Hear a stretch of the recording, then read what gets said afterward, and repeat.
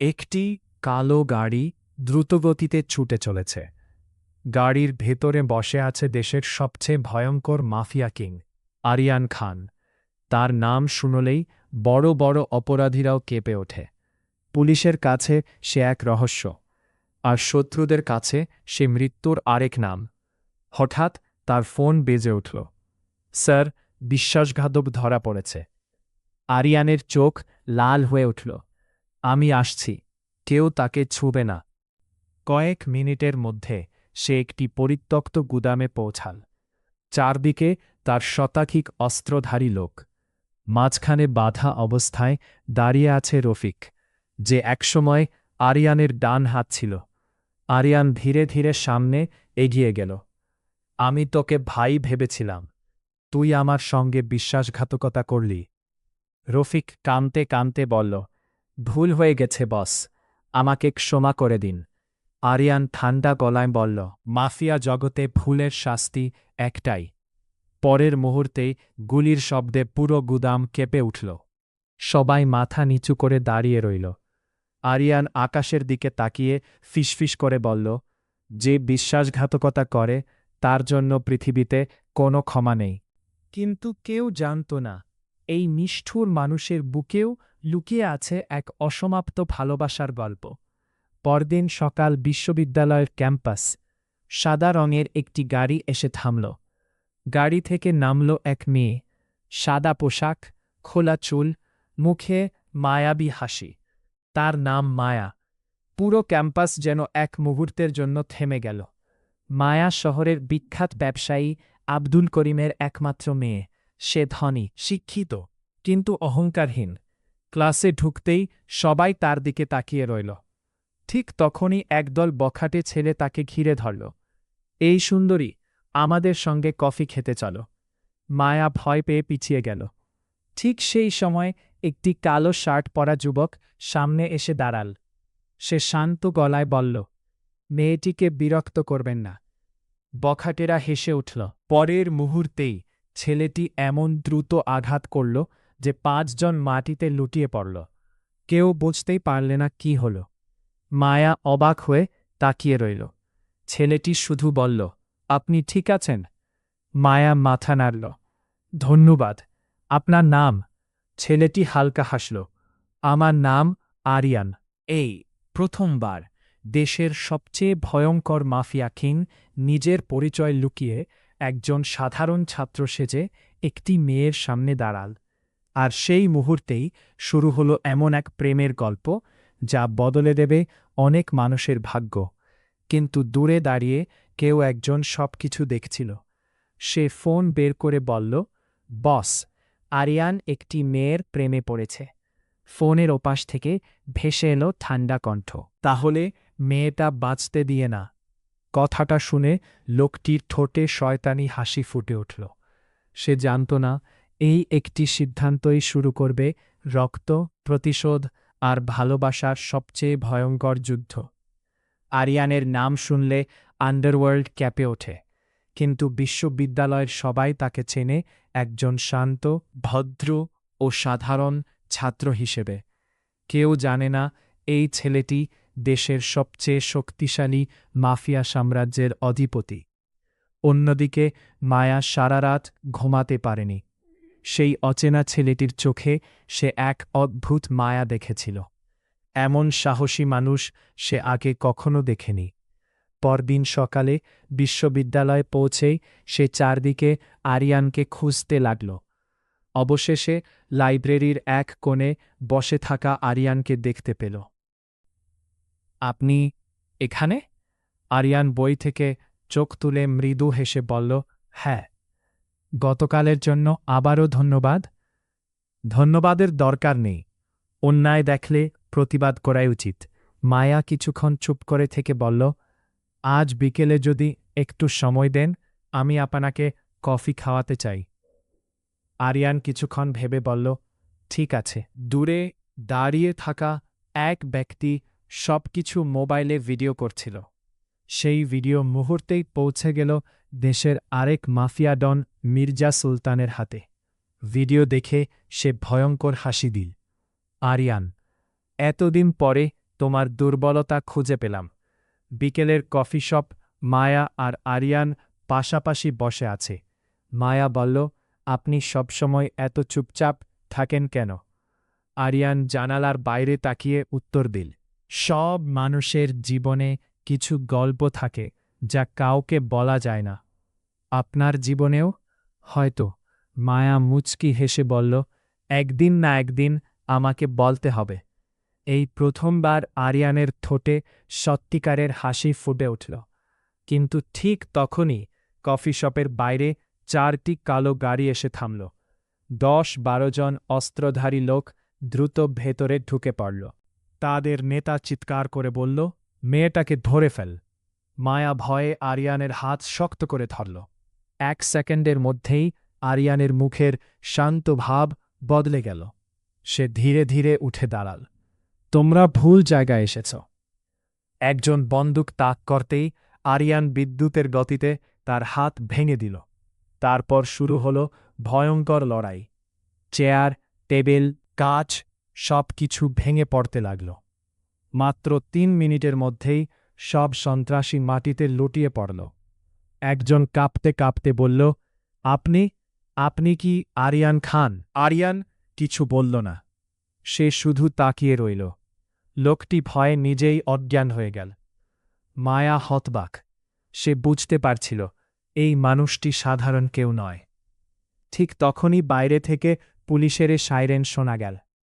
আরিয়ান দ্রুত মায়ার দিকে তাকিয়ে বলল, আজ যা দেখেছেন কাউকে বলবেন না। কিন্তু আপনি আসলে কে? আরিয়ান উত্তর না দিয়ে পেছনের দরজা দিয়ে অদৃশ্য হয়ে গেল। একই রাত নিজের গোপন সদর দপ্তরে বসে আছে আরিয়ান। তার বিশ্বস্ত সহযোগী রেজওয়ান এসে বলল, বস, মির্জা সুলতান যুদ্ধ ঘোষণা করেছে। আরিয়ানের চোখে আগুন জ্বলে উঠল। তাহলে এবার খেলা শুরু হোক। অন্যদিকে মির্জা সুলতান তার লোকদের বলল, আরিয়ানকে হারানো কঠিন, কিন্তু তার হৃদয়কে হারানো সহজ। মায়াকে অপহরণ করো। সে নিজেই হাঁটু গেড়ে আমার সামনে আসবে। সবাই একসঙ্গে বলল, জি বস। সেদিন রাতেই মায়ার বাড়ির আশেপাশে অন্ধকারে ছায়ার মতো ঘুরতে শুরু করো একদল সশস্ত্র মানুষ। তারা অপেক্ষা করছে শুধু একটি সুযোগের। গভীর রাত। শহরের এক প্রান্তে মায়ার বাড়ি।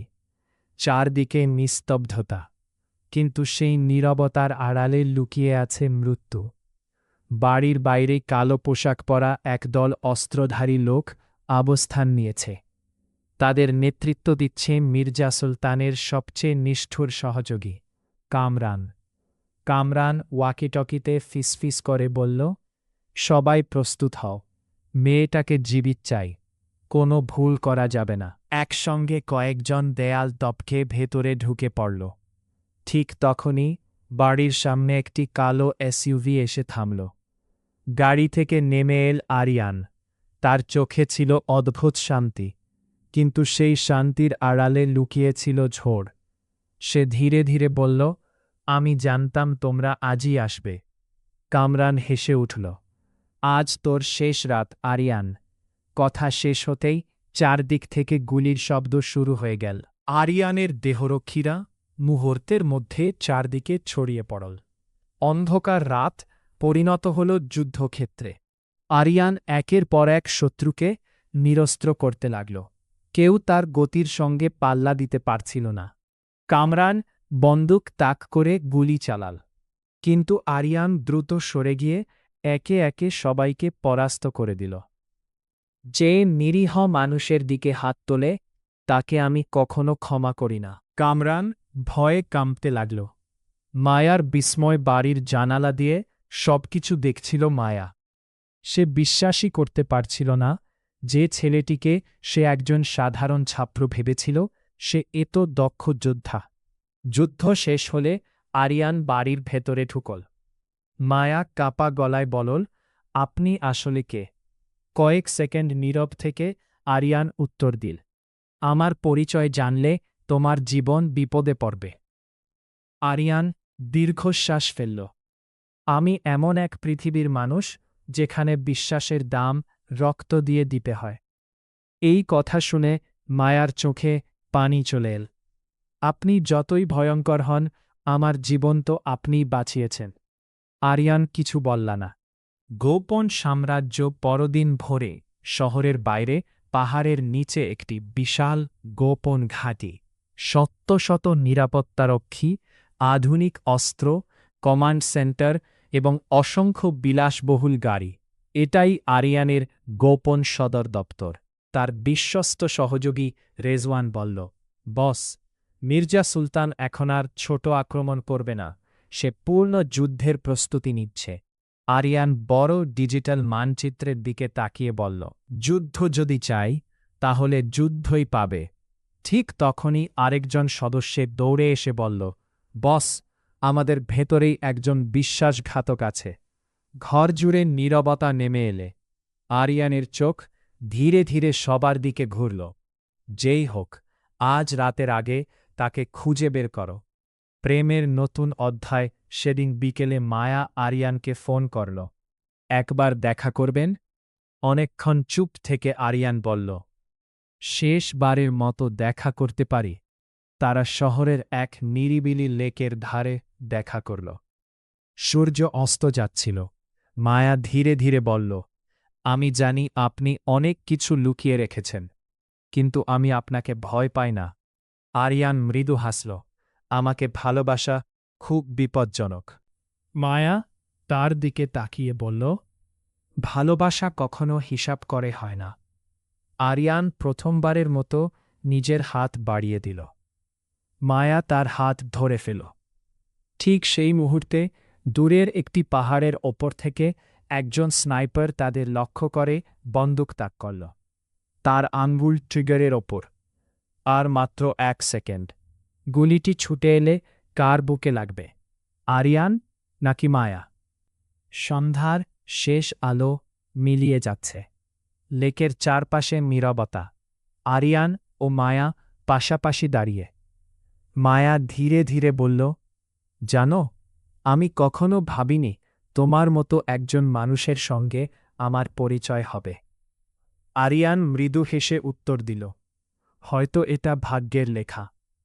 ঠিক তখনই দূরের পাহাড়ের চূড়ায় লুকিয়ে থাকা স্নাইপার ট্রিগার টেনে দিল।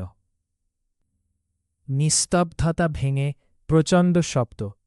আরিয়ান মুহূর্তের মধ্যে বিপদ বুঝে মায়াকে নিজের দিকে টেনে নিল।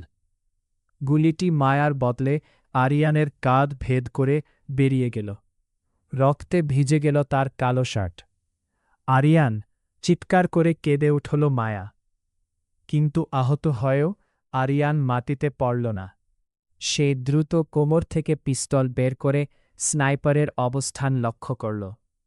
পরপর 3টি গুলি ছুড়ল। দূরে একটি ছায়ামূর্তি পাহাড় থেকে নিচে পড়ে গেল। কিন্তু তৎক্ষণে আরও কয়েকটি কালো গাড়ি লেকের পাশে এসে থামল। মির্জা সুলতানের প্রায় 40 জন সশস্ত্র লোক চারদিক ঘিরে ফেলল। তাদের নেতা গর্জে উঠল, আজ আরিয়ানকে জীবিত বা মৃত যেভাবেই হোক নিয়ে যেতে হবে। একা বনাম 40 আরিয়ানের কাঁধ দিয়ে তখনও রক্ত ঝরছে। তার বিশ্বস্ত দেহরক্ষীরা ঘটনাস্থলে পৌঁছাতে আরও কয়েক মিনিট লাগবে। মায়া কাঁদতে কাঁদতে বলল, চলো আমরা পালিয়ে যাই। আরিয়ান মাথা নাড়ল, আমি পালালে ওরা তোমাকে বাঁচতে দেবে না। সে মায়াকে একটি বড় পাথরের আড়ালে লুকিয়ে দিল। তারপর ধীরে ধীরে সামনে এগিয়ে গেল। প্রথম লোকটি বন্দুক তুলতেই আরিয়ান ঝাঁপিয়ে পড়ে তাকে নিরস্ত্র করল। দ্বিতীয় জনেরকে লাথি মেরে পানিতে ফেলে দিল। তৃতীয় জনের হাত থেকে রাইফেল কেড়ে নিয়ে বাকিদের দিকে তাক করল। মুহূর্তের মধ্যে শুরু হল ভয়ঙ্কর গোলাগুলি। চারদিকে শুধু গুলির শব্দ, ধোঁয়া আর চিৎকার। মাত্র 10 মিনিটের মধ্যেই অধিকাংশ হামলাকারী মাটিতে লুটিয়ে পড়ল। ঠিক তখনই আরিয়ানের দেহরক্ষীদের গাড়ি এসে পৌঁছাল। মির্জা সুলতানের বাকি লোকেরা পালিয়ে গেল। হাসপাতালে রে রাত ডাক্তাররা দ্রুত আরিয়ানের অস্ত্রোপচার করলেন। গুলিটি কাঁধের হাড় ছুঁয়ে বেরিয়ে গিয়েছিল। ডাক্তার বললেন, আর মাত্র 1 ইঞ্চি এদিক ওদিক হলে রোগীকে বাঁচানো যেত না। মায়া সারা রাত হাসপাতালের বাইরে বসে রইল। ভোরে আরিয়ানের জ্ঞান ফিরতেই সে চোখ খুলে দেখল মায়া তার হাত ধরে বসে আছে। মায়ার চোখ লাল, মুখ শুকিয়ে গেছে। তুমি সারা রাত এখানেই ছিলে? মায়া মাথা নাড়ল। তুমি আমার জন্য নিজের জীবন দিতে গিয়েছিলে। এখন থেকে তোমার জীবন আমারও দায়িত্ব। আরিয়ান প্রথমবারের মতো অনুভব করল এই পৃথিবীতে এমন একজন মানুষ এসেছে যে তাকে তার ক্ষমতার জন্য নয়, মানুষ হিসেবে ভালোবাসে। অন্যদিকে নিজের গোপন আস্থানায় বসে মির্জা সুলতান টেবিলে খুশি মানল। একজন আহত মানুষ 40 জনকে হারিয়ে দিল। তার সামনে দাঁড়িয়ে থাকা লোকেরা মাথা নিচু করে রইল।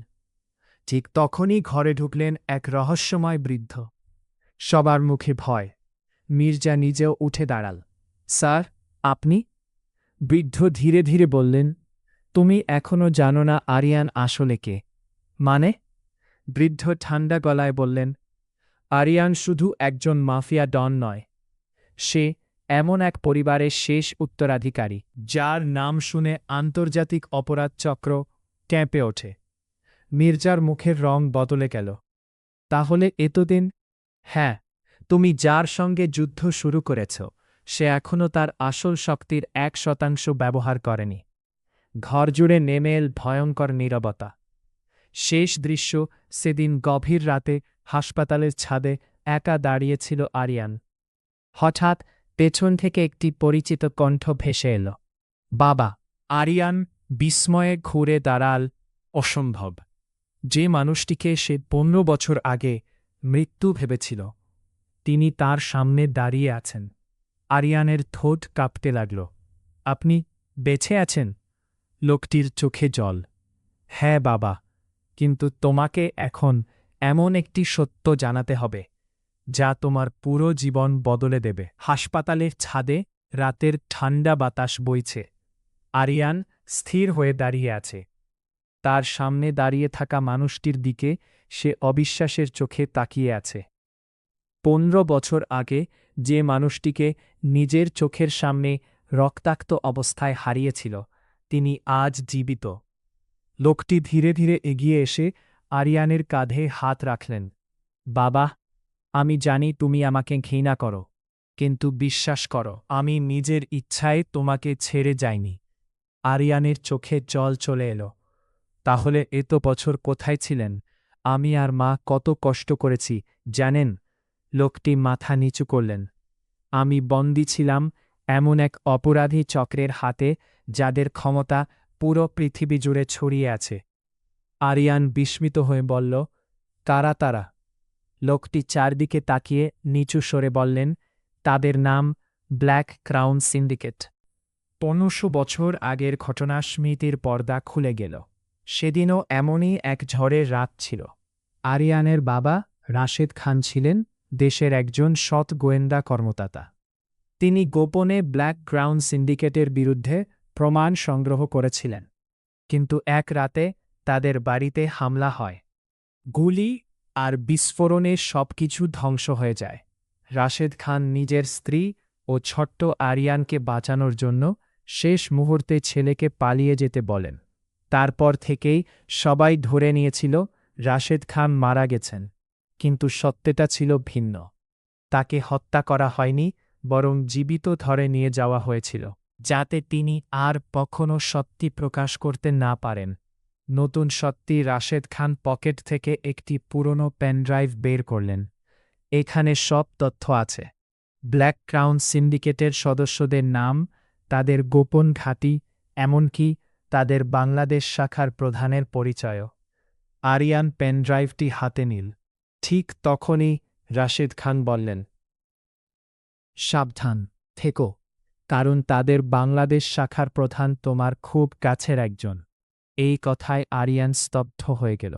অন্যদিকে মায়া পরদিন সকালে হাসপাতালে এসে জানতে পারল আরিয়ান রাতেই চলে গেছে। তার হাতে শুধু একটি ছোট্ট চিঠি, চিঠিতে লেখা, মায়া, আমার জীবনে যতক্ষণ অন্ধকার আছে ততক্ষণ তোমাকে আমার কাছ থেকে দূরে থাকাই নিরাপদ। যদি ভাগ্য চায় আবার দেখা হবে। চিঠি পড়ে মায়ার চোখ ভিজে গেল। সে ধীরে ধীরে বলল, আমি তোমাকে ছেড়ে কোথাও যাব না, আরিয়ান। বিশ্বাসঘাতকের মুখোশ। সেদিন রাতে আরিয়ান নিজের গোপন সদর দপ্তরে ফিরল। সব বিশ্বস্ত সদস্য উপস্থিত। হঠাৎ সে পেনড্রাইভটি কম্পিউটারে চালু করল। একটির পর একটি ছবি ভেসে উঠতে লাগল। তারপর শেষ ছবিটি দেখে পুরে ঘর নিস্তব্ধ হয়ে গেল। ছবিতে যে মানুষটির মুখ দেখা যাচ্ছে তিনি আর কেউ নন, রেজওয়ান, আরিয়ানের সবচেয়ে বিশ্বস্ত সহযোগী। রেজওয়ান ধীরে ধীরে হাততালি দিয়ে হেসে উঠল। অবশেষে সত্যিটা জেনে গেলে, বস। আরিয়ান স্তব্ধ। তুই? রেজওয়ান শান্ত গলায় বলল, হ্যাঁ, গত 10 বছর ধরে আমি তোমার পাশেই ছিলাম। তোমার প্রতিটি পরিকল্পনা, প্রতিটি গোপন তথ্য আমি ব্ল্যাক ক্রাউন সিন্ডিকেটের কাছে পৌঁছে দিয়েছি। এই কথা বলেই সে কোমর থেকে একটি রিমোট বের করল। বিদায় boss. Beep beep beep beep. হঠাৎ পুরো সদর দপ্তর জুড়ে লাল অ্যালার্ম বেজে উঠল। স্ক্রিনে একটি বার্তা ভেসে উঠল, self distract activated, 10 minute remaining. 5 মিনিটের মধ্যে পুরো গোপন ঘাঁটি বিস্ফোরণে উড়ে যাবে। আরিয়ান, তার বাবা এবং শতাধিক নিরীহ মানুষ এখনও ভেতরে আটকা। সময় দ্রুত শেষ হয়ে আসছে। গোপন সদর দপ্তর জুড়ে লাল অ্যালার্ম বাজছে, সেলফ ডিস্ট্রাক্ট অ্যাক্টিভেটেড। ডিজিটাল স্ক্রিনে বড় অক্ষরে সময় কমতে শুরু করেছে।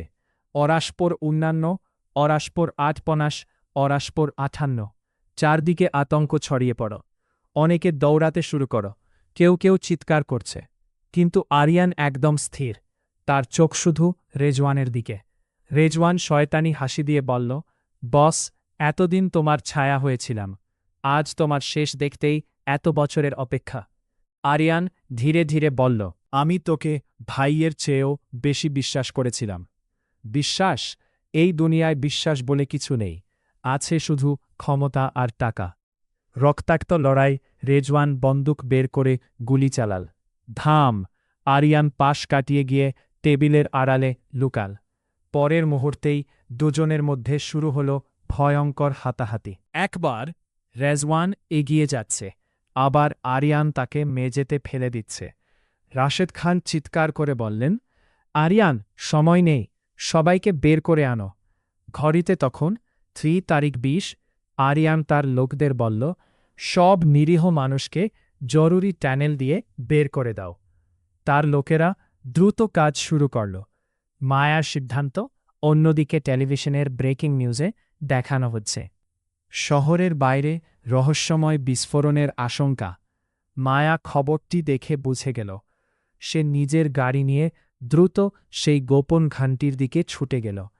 তার বাবা বাধা দিয়ে বললেন, ওখানে যাওয়া মানে মৃত্যু। মায়া দৃঢ় কণ্ঠে উত্তর দিল, যে মানুষটা আমার জন্য নিজের জীবন দিতে পারে তাকে একা মরতে দেব না। শেষ 2 মিনিট ঘড়িতে। শখ ও সপন্নয় রেজওয়ান আবার উঠে দাঁড়াল। সে হাসতে হাসতে বলল, এই বিস্ফোরণ থেকে কেউ বাঁচবে না। আরিয়ান এবার আর দেরি করল না। একটি শক্তিশালী ঘুষিতে রেজওয়ান মাটিতে পড়ে গেল। তারপর তাকে ধরে টেনে নিয়ে গেল কন্ট্রোল রুমে। সেখানে একটি বড় স্ক্রিনে দেখা যাচ্ছে, manual override required. Rashed Khan বললেন, সঠিক কোড দিলে বিস্ফোরণ বন্ধ হতে পারে। রেজওয়ান হেসে বললেন, কোড শুধু আমি জানি। আরিয়ান ঠান্ডা গলায় বললেন, তাহলে বল। কখনো না। অবিশ্বাস্য আত্মত্যাগ। ঠিক তখনে মায়া দৌড়ে ভেতরে ঢুকল। আরিয়ান অবাক হয়ে বললেন, তুমি এখানে কেন? মায়া চোখে জল নিয়ে বললেন, তোমাকে ছাড়া আমি বাঁচব না। ঘড়িতে তখন 1:40। হঠাৎ রাশেদ খান কন্ট্রোল প্যানেলের দিকে তাকিয়ে কিছু মনে করতে পারলেন। তিনি ফিসফিস করে বললেন, এটা সামরিক নিরাপত্তা কোড। তিনি দ্রুত কয়েকটি সংখ্যা টাইপ করলেন। সবাই নিঃশ্বাস বন্ধ করে তাকিয়ে রইল। স্ক্রিনে লেখা উঠল, কোড অ্যাকসেপ্টেড। তারপর সেলফ ডিস্ট্রাক্ট ক্যান্সেলড। পুরো খানটি নিস্তব্ধ হয়ে গেল। সবাই স্বস্তির নিঃশ্বাস ফেলল। কিন্তু সেই মুহূর্তেই রেজওয়ান গোপনে মেঝে থেকে একটি ছোট পিস্তল তুলে আরিয়ানের দিকে গুলি ছুড়ল। ধাম! গুলিটি আরিয়ানের দিকে ছুটে এল। ঠিক তখনই মায়া দৌড়ে এসে আরিয়ানের সামনে দাঁড়িয়ে পড়ল। গুলিটি সোজা মায়ার বুকে লাগল। সে ধীরে ধীরে মাটিতে লুটিয়ে পড়ল। আরিয়ান চিৎকার করে উঠেল, মায়া! রক্তে ভিজে গেল পুরো মেঝে। মায়া কাপা কণ্ঠে বলল, আমি কথা দিয়েছিলাম তোমাকে একা ছাড়ব না। তার চোখ ধীরে ধীরে বন্ধ হয়ে আসছে। আরিয়ানের চোখে জীবনে প্রথমবার অসহায় অশ্রু। সে মায়ার হাত শক্ত করে ধরে বলল, না, তোমাকে কিছু হতে দেব না। কিন্তু ডাক্তার নেই, অ্যাম্বুলেন্স নেই, আর সময়ও নেই। নাকি আরিয়ানের জীবনের সবচেয়ে বড় ভালোবাসা তার চোখের সামনেই হারিয়ে যাবে? মৃত্যুর দুয়ার থেকে ফিরে আসার রক্তে ভিজে গেছে পুরো কন্ট্রোল রুম। আরিয়ানের কোলে নিথর হয়ে পড়ে আছে মায়া। তার বুক থেকে ধীরে ধীরে রক্ত ঝরছে। চারদিকে শুধু নীরবতা। আরিয়ান কাপা কণ্ঠে বলল, মায়া, চোখ খোলো, আমার দিকে তাকাও, আমি তোমাকে কিছু হতে দেব না। মায়া দুর্বল কণ্ঠে ফিসফিস করে বলল, তুমি কাঁদছ? আরিয়ানের চোখ বেয়ে টপটপ করে জল পড়ছে। হ্যাঁ, কারণ আমি তোমাকে হারাতে চাই না। মায়া মৃদু হাসল, তাহলে আমাকে ছেড়ে আর কখনো যেও না। এই কথার পরেই সে জ্ঞান হারিয়ে ফেলল। জীবন বাঁচানোর শেষ চেষ্টা। রাশেদ খান দ্রুত বললেন, এক মুহূর্ত দেরি করা যাবে না। কাছেই আমাদের একটি গোপন মেডিকেল ইউনিট আছে। আরিয়ান এক সেকেন্ডও দেরি করল না। সে নিজের হাতে মায়াকে তুলে নিয়ে দৌড়ে গাড়িতে উঠল। 10টি কালো গাড়ির কনভয় বজ্রগতিতে হাসপাতালের দিকে ছুটে চলল। রাস্তা খালি করে দেয়া হল। সবাই শুধু একটাই প্রার্থনা করছিল, মায়া যেন বেঁচে যায়। অপারেশন থিয়েটার ডাক্তাররা দ্রুত অস্ত্রোপচার শুরু করলেন। বাইরে দাঁড়িয়ে আরিয়ান অস্থির হয়ে হাঁটছে। তার জীবনে অসংখ্য যুদ্ধ হয়েছে, অসংখ্য শত্রুর মুখোমুখি হয়েছে, কিন্তু আজকের মতো এত অসহায় সে কখনো অনুভব করেনি। 4 ঘণ্টা পর অপারেশন থিয়েটারের দরজা খুলল। প্রধান সার্জন বেরিয়ে এলেন। আরিয়ান দৌড়ে গিয়ে জিজ্ঞেস করল, ডাক্তার, মায়া কেমন আছে? ডাক্তার কিছুক্ষণ চুপ থেকে বললেন, অস্ত্রোপচার সফল হয়েছে। গুলিটি হৃদয় থেকে অল্প দূরে আটকে ছিল, আর কয়েক মিলিমিটার এদিক ওদিক হলে তাকে বাঁচানো সম্ভব হতো না। এই কথা শুনে আরিয়ান হাঁটু গেড়ে বসে আল্লাহর কাছে শুকরিয়া আদায় করল। রেজওয়ানের বিচার এদিকে গোপন সদর দপ্তরে রেজওয়ানকে একটি কক্ষে বন্দি রাখা হয়েছে। সে এখনও হাসছে। আরিয়ান আমাকে মারলেও ব্ল্যাক ক্রাউন শেষ হবে না। ঠিক তখনই আরিয়ান ঘরে ঢুকল। তার চোখে আগের সেই শান্তি নেই। আজ সেখানে শুধু প্রতিশোধের আগুন। রেজওয়ান বলল, মেরে ফেলো। আরিয়ান কিছুক্ষণ তার দিকে তাকিয়ে রইল, তারপর বলল, না, মৃত্যু খুব সহজ শাস্তি। তুমি তোমার অপরাধের বিচার আদালতের মুখোমুখি হবে। রেজওয়ানের মুখের হাসি মিলিয়ে গেল। নতুন শত্রুর আগমন সেই রাতেই বিদেশের এক অজানা শহরে একটি অন্ধকার কক্ষে কয়েকজন মুখোশধারী ব্যক্তি গোল টেবিলে বসে আছে। টেবিলের শীর্ষে বসে আছেন এক রহস্যময় নেতা। তার মুখ এখনও দেখা যাচ্ছে না। একজন সদস্য বলল, স্যার, রেজওয়ান ধরা পড়েছে। রহস্যময় ব্যক্তি ধীরে ধীরে উঠে দাঁড়ালেন। তার কণ্ঠ ছিল ঠান্ডা কিন্তু ভয়ঙ্কর। তাহলে এবার আমি নিজেই বাংলাদেশে যাচ্ছি। সবাই মাথা নিচু করল। তিনি টেবিলে একটি পুরনো ছবি রাখলেন। ছবিতে ছোট্ট আরিয়ান, তার বাবা রাশেদ খান এবং এক অচেনা কিশোর। রাশেদ খানের মুখ দেখে তিনি মৃদু হেসে বললেন, বন্ধু, এত বছর পর আবার দেখা হবে। জ্ঞান ফিরল মায়ার পরদিন। সকালে মায়ার জ্ঞান ফিরল। সে চোখ খুলতেই দেখল আরিয়ান তার পাশে বসে আছে। 3 দিন ধরে সে এক মুহূর্তের জন্য হাসপাতাল ছেড়ে যায়নি। মায়া দুর্বল কণ্ঠে বলল, তুমি আছো? আরিয়ান তার হাত ধরে বলল, এবার থেকে সবসময় থাকব, আর তোমাকে কখনো একা ছেড়ে যাব না। মায়ার চোখে আনন্দের অশ্রু। ঠিক তখনই হাসপাতালের টেলিভিশনে জরুরি সংবাদ ভেসে উঠল। ঢাকার বিভিন্ন স্থানে একযোগে বিস্ফোরণ। অজ্ঞাত সশস্ত্র সংগঠন তাই স্বীকার করেছে। সংবাদ পাঠক আরও বললেন, একটি ভিডিও বার্তায় সংগঠনের নেতা ঘোষণা করেছে, আরিয়ান খান, তোমার সময় শেষ। এবার যুদ্ধ শুধু তোমার বিরুদ্ধে নয়, পুরো দেশের বিরুদ্ধে। আরিয়ান ধীরে ধীরে টেলিভিশনের দিকে তাকাল। সে বুঝে গেল, এবার শুরু হতে যাচ্ছে তার জীবনের সবচেয়ে বড় যুদ্ধ, যে যুদ্ধে শুধু ভালোবাসা নয়, অসংখ্য নিরীহ মানুষের জীবনও ঝুঁকির মুখে। হাসপাতালের কেবিনে নীরবতা। মায়া বিছানায় শুয়ে আছে। তার শারীরিক অবস্থা আগের চেয়ে অনেক ভালো, কিন্তু বাইরে পুরো শহর আতঙ্কে। টেলিভিশনের পর্দায় একের পর এক ব্রেকিং নিউজ। শহরের গুরুত্বপূর্ণ এলাকায় নিরাপত্তা জোরদার। রহস্যময় আন্তর্জাতিক অপরাধ চক্রের হুমকি। আরিয়ান জানালার পাশে দাঁড়িয়ে সব খবর দেখছিল। ঠিক তখনই তার ফোনে একটি এনক্রিপ্টেড বার্তা এলো। আজ রাত 12টা, পুরনো বন্দর, একা এসো, না এলে তোমার সবচেয়ে প্রিয় মানুষকে আর কখনো দেখতে পাবে না। আরিয়ানের চোখ কঠিন হয়ে উঠল। সে বুঝে গেল এটি ফাঁদ, কিন্তু সে জানত এই ফাঁদে পা না দিলে আরও অনেক নিরীহ মানুষ বিপদে পড়বে। পুরনো বন্দরে রাত ঠিক 12টা। ঘন কুয়াশায় ঢেকে আছে নদীর তীর। দূরে একটি পুরনো কার্গো জাহাজ। আরিয়ান একাই সেখানে পৌঁছাল। হঠাৎ চারদিক থেকে শতাধিক অস্ত্রধারী লোক তাকে ঘিরে ফেলল। তাদের মাঝখান থেকে ধীরে ধীরে এগিয়ে এলে একজন মুখোশধারী ব্যক্তি। তার কণ্ঠে ছিল অদ্ভুত আত্মবিশ্বাস। স্বাগতম, আরিয়ান। আরিয়ান শান্ত গলায় বলল, তুমি ব্ল্যাক ক্রাউনের নেতা? লোকটি মুচকি হাসে, নিজের মুখোশ খুলে ফেলেন। আরিয়ান বিস্ময়ে স্তব্ধ হয়ে গেল।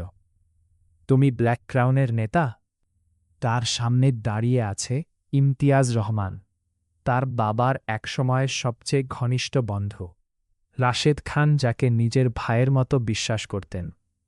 বিশ্বাসঘাতকতার ইতিহাস।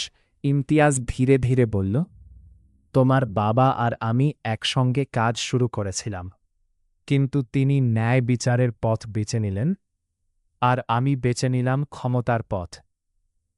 তুমি আমাদের পরিবার ধ্বংস করেছে। হ্যাঁ, কারণ তোমার বাবা আমার পথে বাধা হয়ে দাঁড়িয়েছিলেন।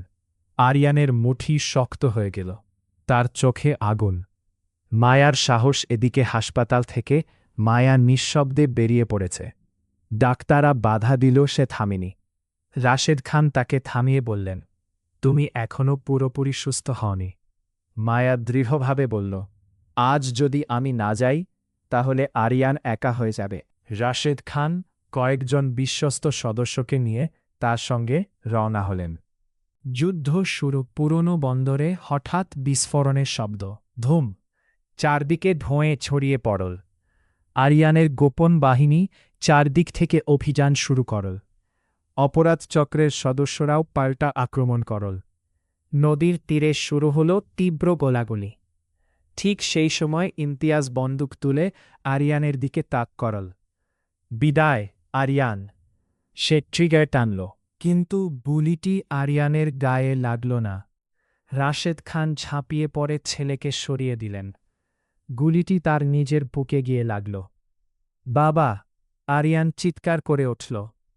রাশেদ খান রক্তাক্ত অবস্থায় ছেলের হাত ধরে বললেন, আমি তোমাকে নিয়ে সবসময় গর্ব করেছি।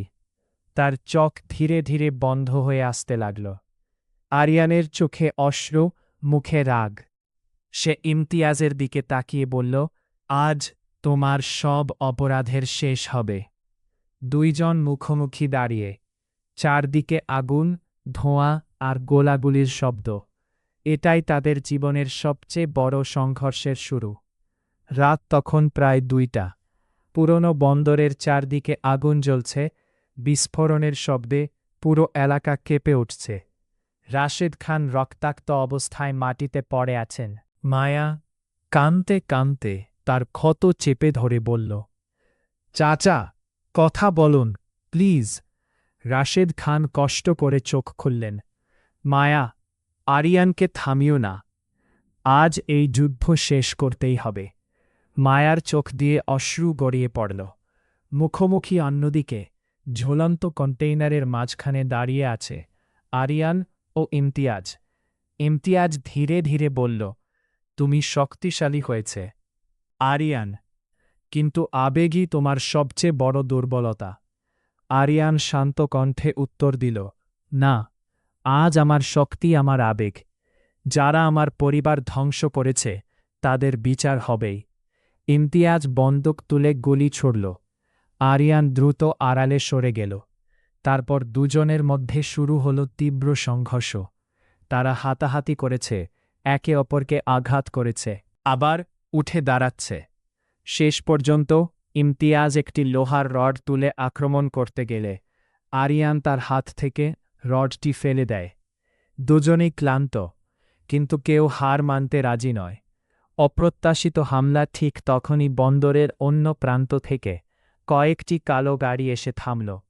সেখান থেকে নেমে এলো ব্ল্যাক ক্রাউনের আরও সদস্য। তাদের নেতা চিৎকার করে বলল, বসকে বাঁচাও। পরিস্থিতি আবার বদলে গেল। আরিয়ান চারদিক থেকে ঘিরে পড়ল। ঠিক সেই সময় তার বিশ্বস্ত দলও পৌঁছে গেল। রাতের আকাশে আবার গোলাগুলির শব্দ ছড়িয়ে পড়ল। মায়ার সাহস রাশেদ খানকে নিরাপদ স্থানে নিয়ে যাওয়ার পর মায়া আবার যুদ্ধক্ষেত্রের দিকে ছুটে এল। সে দেখল একজন হামলাকারী আড়াল থেকে আরিয়ানের দিকে অস্ত্র তাক করেছে। মায়া জোরে চিৎকার করল, আরিয়ান, ডান দিকে। আরিয়ান সঙ্গে সঙ্গে সরে গেল। হামলাকারীর গুলি লক্ষ্যভ্রষ্ট হল। এই সুযোগে আরিয়ান তাকে নিরস্ত্র করে ফেলল। সে দূর থেকে মায়ার দিকে তাকিয়ে শুধু বলল, ধন্যবাদ। মায়া মৃদু হাসল। শেষ মুহূর্তের মোড়, ইমতিয়াজ আহত হলেও পালিয়ে যেতে সক্ষম হল। সে একটি দ্রুতগতির নৌকায় উঠে নদীর দিকে ছুটে গেল। যাওয়ার আগে সে চিৎকার করে বলল, এই যুদ্ধ শেষ হয়নি আরিয়ান, আবার দেখা হবে। আরিয়ান তাকে থামানোর চেষ্টা করল, কিন্তু নৌকাটি অন্ধকারে মিলিয়ে গেল। নতুন রহস্য, যুদ্ধ শেষ হওয়ার পর আরিয়ান বন্দরের ভাঙা গুদামের ভেতর একটি লোহার সিন্দুক খুঁজে পেল। সিন্দুকের ভেতরে ছিল একটি পুরনো ডায়েরি, কিছু গোপন নথি এবং একটি পরিবারের ছবি। ছবিটি হাতে নিয়ে আরিয়ান অবাক হয়ে গেল। সেখানে তার বাবা রাশেদ খান, ইমতিয়াজ এবং আরেকটি ছোট্ট মেয়ে।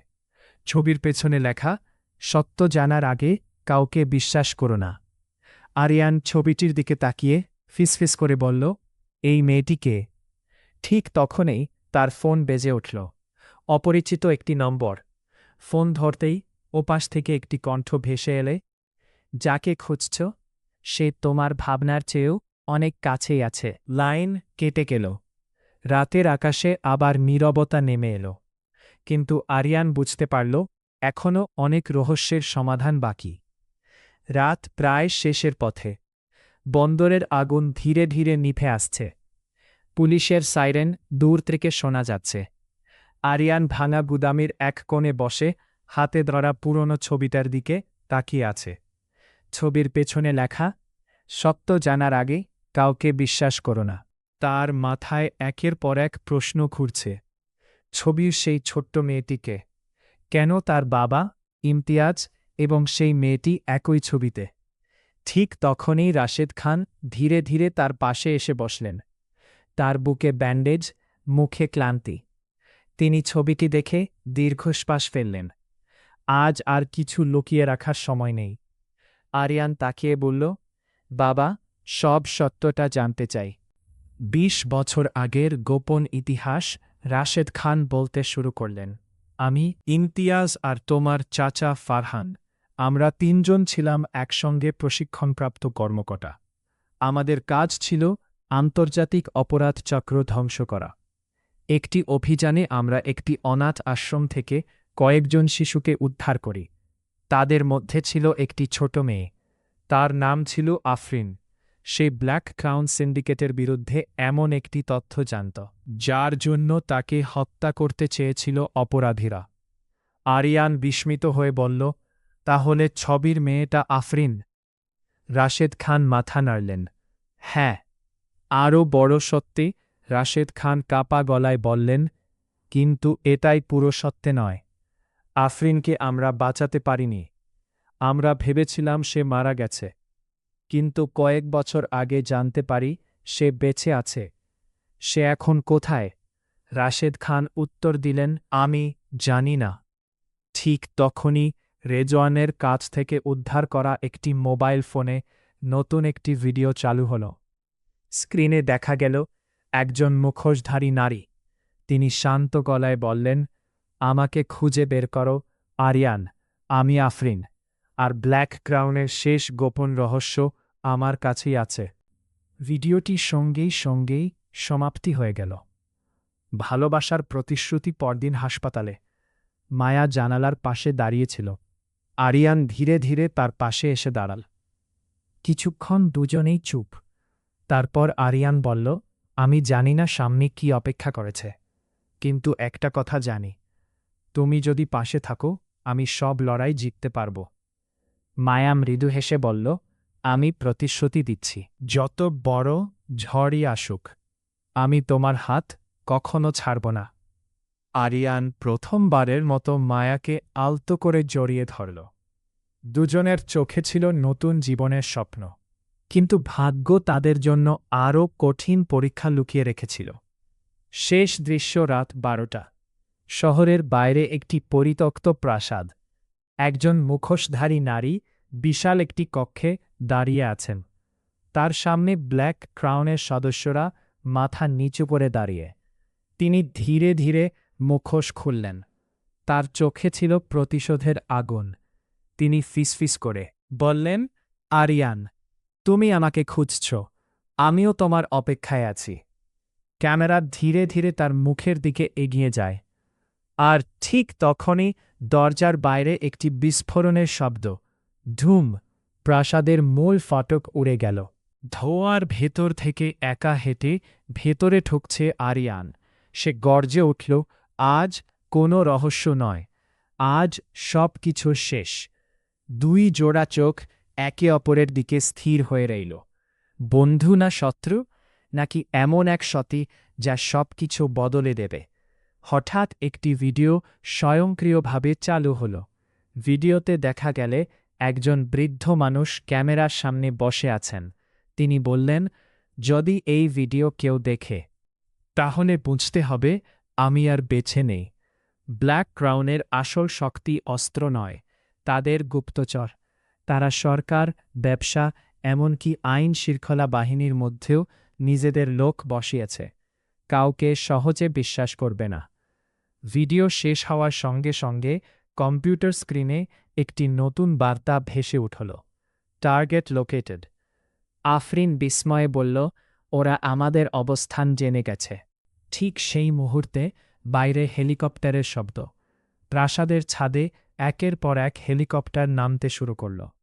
আরিয়ান জানালা দিয়ে তাকিয়ে বলল, এখানে আর 1 মিনিটও থাকা যাবে না। দুজন দ্রুত নিচের একটি গোপন সুড়ঙ্গ দিয়ে বেরিয়ে গেল। সুড়ঙ্গটি শেষ হয়েছে একটি জঙ্গলের মধ্যে। ভোরের আলো ফুটতে শুরু করেছে। কিছুটা নিরাপদ দূরত্বে এসে আফরিন বলল, এখন কোথায় যাবে? আরিয়ান উত্তর দিল, আমার সবচেয়ে বড় শক্তি আমার মানুষগুলো, তাদের একত্র করতে হবে। এবার লুকিয়ে নয়, সামনে থেকে লড়ব। ঠিক তখনই আরিয়ানের ফোন বেজে উঠল। ফোনটি করেছিলেন মায়া। কাঁদতে কাঁদতে সে বলল,